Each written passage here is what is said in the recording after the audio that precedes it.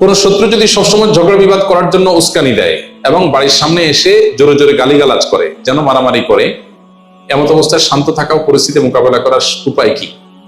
দুনিয়ার সবচেয়ে কঠিন কাজগুলোর একটা হলো মাথা ঠান্ডা রাখা। কি রাখা? মাথা ঠান্ডা রাখা, সবর করা, সংযম করা। এটা হলো দুনিয়ার সবচেয়ে কঠিন কাজগুলো একটা। অনেক লম্বা লম্বা ওয়াজ করাও সহজ, কিন্তু জায়গা মতো সবর করা সহজ না। এই যে প্রশ্ন করেছেন, এরকম পরিস্থিতি আমাদের প্রত্যেকের জীবনে কম বেশি আসে।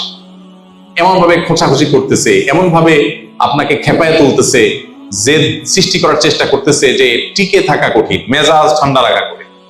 কিন্তু আপনি সুচিন্তিত ভাবে আমার কি করা উচিত, চুপ থাকা যদি ভালো হয়, সে যত খেপাক আমি চুপ থাকবো। আর যদি রিয়াক্ট করতে হয়, যতটুকু করলে আমার জন্য কল্যাণ হবে ততটুকু বেশি করবো না। এই সিদ্ধান্তটা সহজ সিদ্ধান্ত না, অনেক কঠিন সিদ্ধান্ত। এটা সবাই পারে না। দাড়ি রাখা, টুপি পরা, জুব্বা পরা, এমনকি নামাজ কালাম পড়া, এগুলো যত সহজ, সবর করা এত সহজ না। এই জন্য অনেক নামাজি কালাম মানুষ দেখবেন যে পরিস্থিতি যখন খারাপ হয়, দেখা যায় সেরাবেরা অবস্থা হয়ে গেছে, মুখ খারাপ করে গালিগালাজ করে চেতে মেতে অবস্থা খারাপ হয়ে গেছে।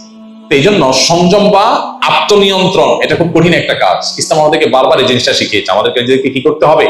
নিজেকে কন্ট্রোল করা শিখতে হবে। যেখানে যতটুকু দরকার ততটুকু ডোজ দিব, বেশি দিয়া এরপরে বলবো সরি, এটা করা উচিত না। তো এই জন্য কেউ যদি আপনাকে ঝগড়া বিবাদ করে, গায়ে পড়ে আপনাকে খেপানোর চেষ্টা করে, আপনি নিজেকে ঠান্ডা রাখবেন। আপনার জন্য একটা সান্ত্বনার হাদিস আছে, কিভাবে ঠান্ডা রাখবেন ওই হাদিসটা কথা মনে রাখবেন। এবং মাঝে মধ্যে হাদিস লিখে বাসা বাড়িতে বিভিন্ন জায়গায় লাগিয়ে রাখতে পারেন, মোবাইল স্ক্রিনে, কম্পিউটার স্ক্রিনে এটা ভাসিয়ে রাখতে পারেন, যাতে করে আপনার মোটিভেশন হয়। আবু দাউদে বর্ণিত একটা হাদিস নবী করিম সাল্লাল্লাহু আলাইহি ওয়াসাল্লাম থেকে বর্ণিত হয়েছে। তিনি বলেছেন, আনা যাইমুন বিবাইতিন ফি রামাদিল জান্নাতি লিমান তারাকাল মিরা ওয়া ইন কানা মুহিক্কা। অর্থাৎ নবীজি বলেছেন, আমি জান্নাতের মধ্যে একটি প্রাসাদ পাইয়ে দেওয়া। জান্নাতে প্রাসাদের মালিক হওয়া মানে কিন্তু দুনিয়ার মতো কোন ফ্ল্যাট প্লট বা বাড়ির মালিক হওয়ার মতো না। দুনিয়াতে মানুষ মালিক হয় কতদিনের জন্য?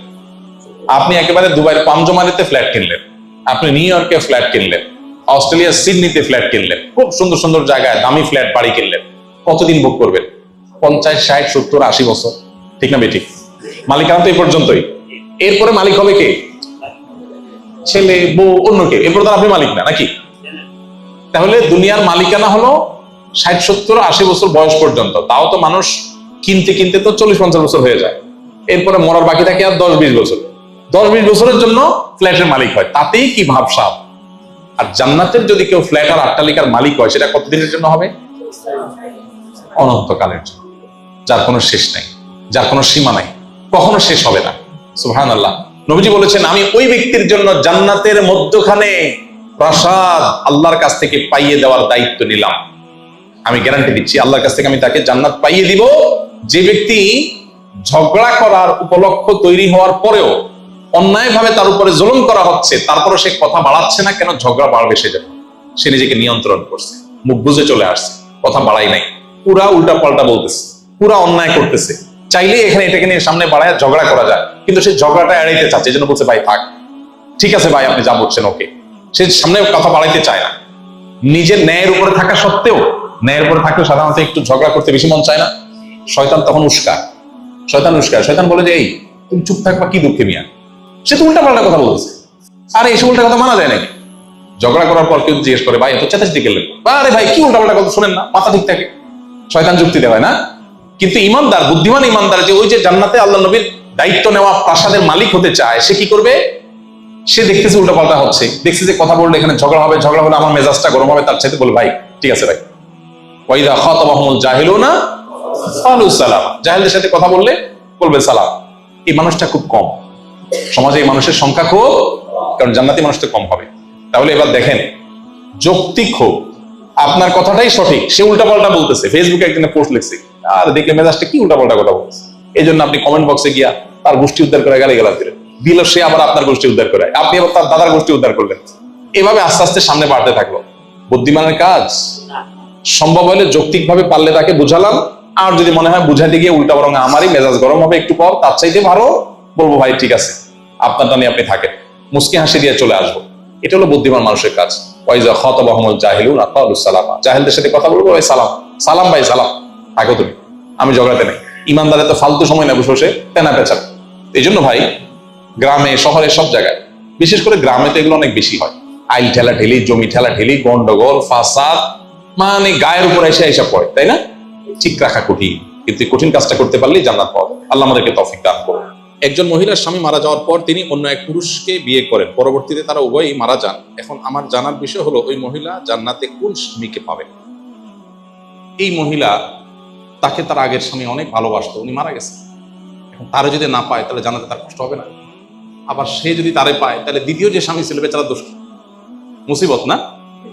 আমরা মানুষ হিসাবে আমাদের সংকীর্ণ দৃষ্টিভঙ্গি বা সীমাবদ্ধ চিন্তার কারণে আমাদের কাছে এই জাতীয় বিষয়গুলো অনেক ডিফিকাল্ট মনে হয়। কিছু কিছু মানুষ প্রশ্ন করার সময় এমন প্রশ্ন করে, হুজুর একটা মাসালা আছে, জটিল মাসালা, কিন্তু হুজুর উনি খুব আদা জল খেয়ে একদম প্রস্তুতি নিয়ে আসছে, উনি আজকে জটিল মাসালা নিয়ে আসছে। ওটা শোনার পরে দেখা যাচ্ছে আমার পাশে থাকা ছাত্রই হেসে দিচ্ছে, যে মাসালার জন্য ওনার কাছে যাওয়া লাগে না, এটা তো আমিই পারি।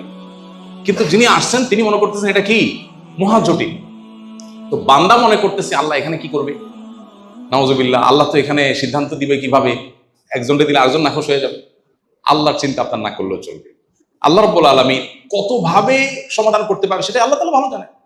একটা সম্ভাব্য ওয়ে, জাস্ট একটা আইডিয়া, আল্লাহ যাকে দিবেন, সর্বশেষ স্বামী যিনি, এক স্বামীর সাথে ছিল, সে স্বামী মারা গেলেন, আরেক বিয়ে হলো, এই স্বামী মারা গেলেন, আরেক বিয়ে হলো, সর্বশেষ যে স্বামী ছিল, এই স্বামীর সাথে যদি আল্লাহ তাআলা এই ভদ্র মহিলাকে দেন জান্নাতে, তাহলে প্রশ্ন হলো আগের স্বামীটা তার ভুলতে পারবে না, জান্নাতে তারা তো তার মিস করবে। উত্তর হলো আল্লাহ তাআলা তার প্রোফাইল থেকে এই মহিলাকে ডিলিট করে দিবেন। কি বলেন? তার মেমোরি থেকে ডিলিট করে দিবেন। এরকম কোন মানুষ তার পৃথিবীতে ছিল, সে হতে পারে না এরকম? আজকাল বিভিন্ন রোগের কারণে তো মানুষ এরকম হয়ে যায় না, যে তার ছেলেকে ভুলে গেছে আর সে চিনে না। তো আল্লাহ রাব্বুল আলামিন কত ভাবে ম্যানেজ করবেন আল্লাহ তাআলা ভালো জানেন। আপাত দৃষ্টিতে তো সর্বশেষ স্বামী যিনি, তার সাথে থাকবে, এটা খোলা চোখে বোঝা যাবে। এই বিষয়গুলোকে কোরআন হাদিস আলাদা করে ডিসক্লোজ করে নাই, এগুলো আলাদা স্পষ্ট করা হয় না, অতএব এগুলোতে আমাদের ঘাটাঘাটি না করলেও চলবে। এখন মুশকিল হলো, মানুষ দুনিয়া থেকে আখিরাতটাকে দুনিয়ার মতো মনে করে। মহিলা চিন্তা করে আমি কোনটারে পাবো, স্বামী চিন্তা করে হায় আমি পাবো কিনা। আরে চান্দু, কিয়ামতের ময়দানে ইয়া নফসি ইয়া নফসি বলতে জান যাবে, কারে পাবে না পাবে সে তো বহুত পরের কাহিনী, তাই না? এই জন্য আমরা দুনিয়াটারে আমাদের মতো করে ভাবি, এই জন্য এরকম মনে হয়। যে এক মহিলা অনেক আগে লাইভে আমার কাছে প্রশ্ন করেছিল, লিখেছিল যে ভাই এমন কোনো আমল আছে কিনা যে আমি মারা যাওয়ার পরে আমার স্বামী আর কোনো বিয়ে করতে পারবে না। তা আমি বললাম যে আপনি মারা যাওয়ার পরে আপনার চরকায় তেল দিতে দিতে জান যাবে, স্বামী বিয়ে করছে না অন্য কি করছে এটা দেখার সময় আপনার হবে না। এটা দুনিয়াতে এখন ফুর্তিতে আছেন, তো এই জন্য এসব মনে হচ্ছে। মরার পরে আপনার সেই ফিলিংস থাকার কথা না, ইয়ারসি করতে যাবেন। তো যাই হোক, এটা আল্লাহ তাআলা ভালো জানেন।